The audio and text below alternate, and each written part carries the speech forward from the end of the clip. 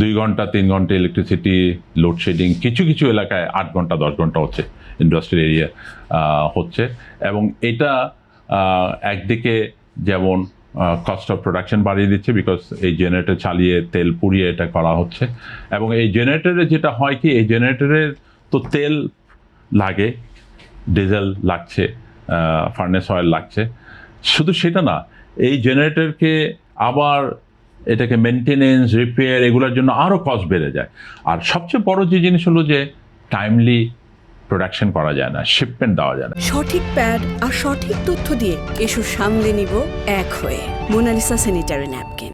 একদিকে অর্ডার কম, আবার এগুলো তো গার্মেন্ট এমন একটা বিজনেস, এটা হলো ফ্যাশন ওরিয়েন্টেড, এটা টাইম ওরিয়েন্টেড।